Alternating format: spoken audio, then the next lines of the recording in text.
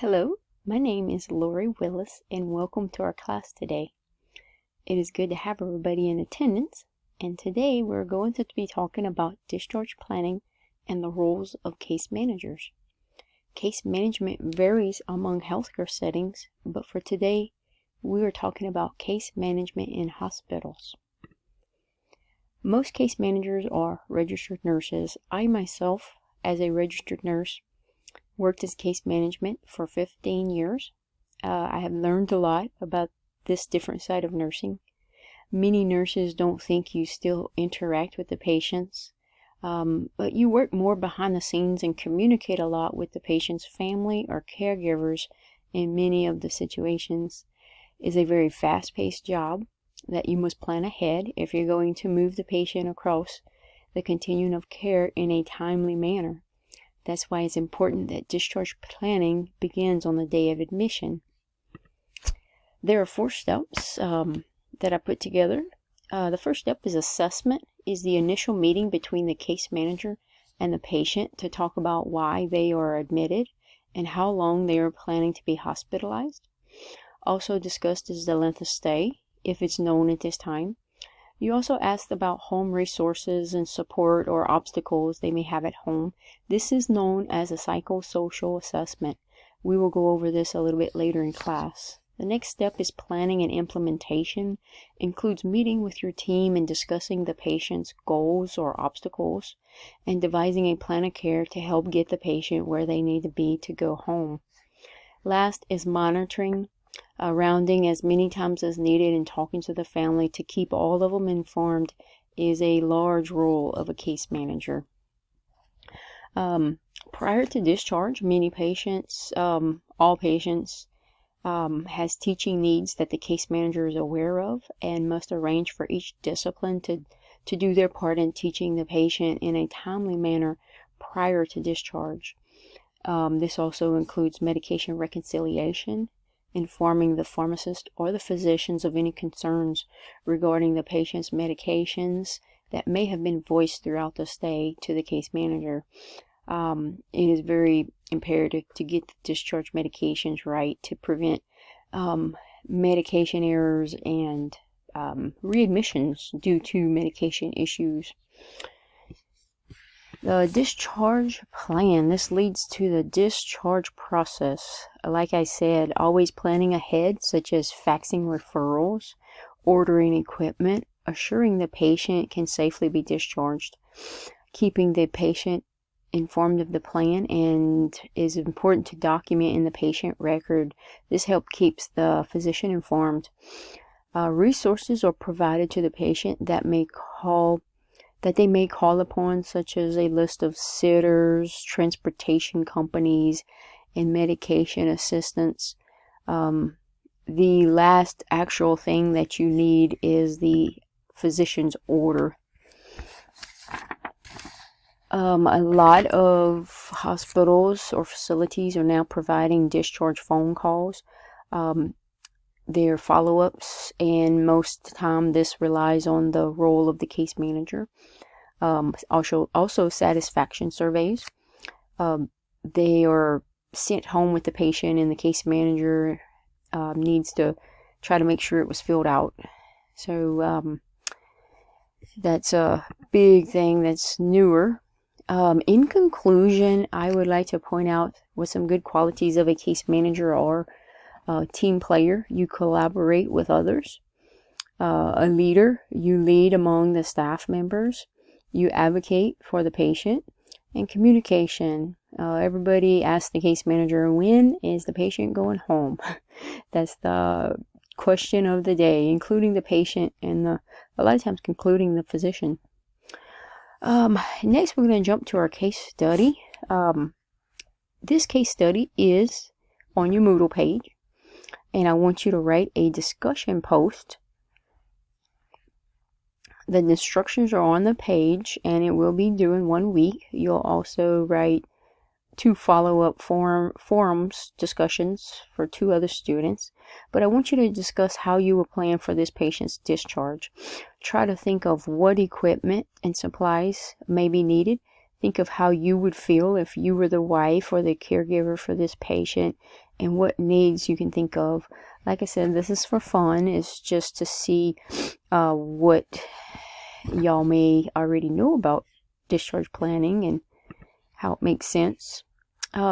Next, we're going to get in a group of 2, and we're going to do a little role play. I have a sample of a psychosocial assessment I used where I worked. One play the role of the patient and the other play the role of the case manager. You will see how the questions are different on a psychosocial assessment as compared to a physical assessment done by an RN. This is just for fun, just to see if you can figure out most of it. Afterwards, we'll discuss it and have any questions answered.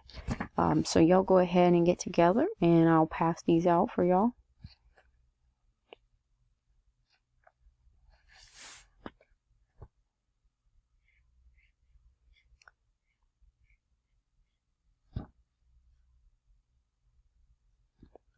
And while y'all are doing this activity, I'm going to just talk a little bit about a psychosocial assessment.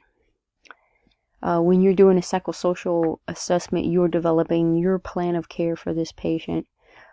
For example, if your assessment reveals that your patient was prior living independently, home alone, and say now they have a diagnosis of a severe stroke with severe disabilities, you know that they're not able to go back home alone. You're thinking in your mind, where will this patient go from here? You know, will it be rehab? Will it be a nursing home? Will it be assisted living? Also, while you're doing the assessment, the living arrangements are important, such as, does the patient live in an apartment on the top floor? Do they live in a camper, a mobile home with steps? Do they have transportation? This is all going towards your plan of care. You are comparing their prior level of function to their current level of function, and what the physician and team feels they will be able to do upon admission. Upon discharge. Some patients, you can go through the psychosocial assessment pretty quickly. They're very simple. For example, they're admitted for infection like a UTI, and then it resolves and they go home. There's no issues. Some patients, most patients, are more complex and have a whole lot more needs than they had prior.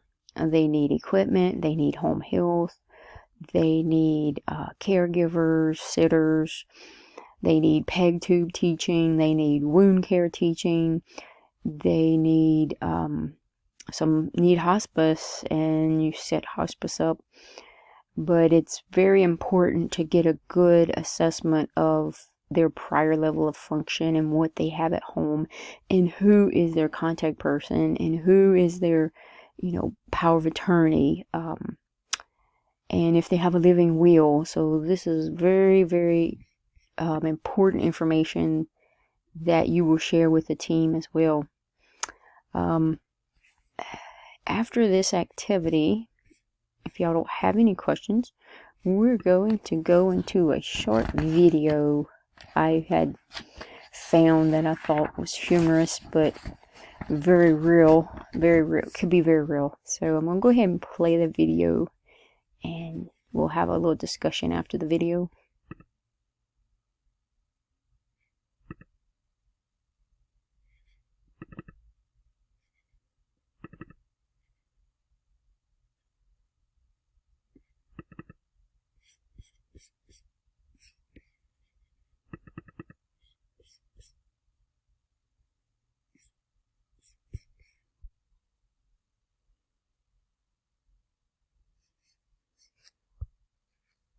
The physical therapist's report indicates that the patient has been willing to do exercises, but has not shown significant gait stability. Although there was no documented note indicating the need for further inpatient treatment, the physical therapist told the discharge planner and me that the patient would benefit from a few more inpatient days. The cardiologist has seen the patient and recommended increasing the dose of her antiarrhythmic medication, and sees no reason why she cannot be followed as an outpatient to assess her response. He has no opposition to discharge today, especially after I told him the daughter is very involved and can monitor her symptoms. I asked a pulmonologist to stop by and evaluate her because the physical therapist says she gets short of breath easily. She ordered pulmonary function tests and a chest x-ray, but I doubt there's anything going on. The chest x-ray is clear, but the other test results won't be available until tomorrow. The social worker would like more time to plan for home visitation services, but the discharge planner notes that the patient belongs to a Medicare HMO, and it feels that the patient is stable and can be discharged. Besides, the daughter can hold the fort until the patient is seen in 1 week. Let's push for discharge today. The patient is my mother. She has been living alone since my father died 4 years ago. I was worried that something like this would happen because I don't think she takes her heart medication all the time. She wants to be independent, but she really can't manage by herself anymore. I really can't afford to help her much financially, but she won't even accept the little I can offer. At least she'll be here in the hospital for a few more days until she's stronger and can walk. I got here early this morning to talk to the doctor.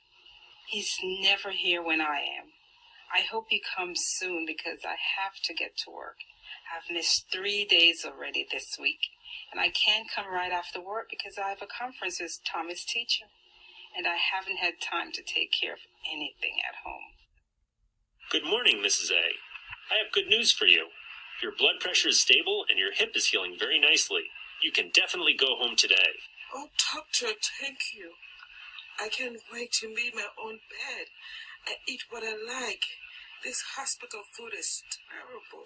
Well, you're going to have to stay on your special diet, no salt, low fat.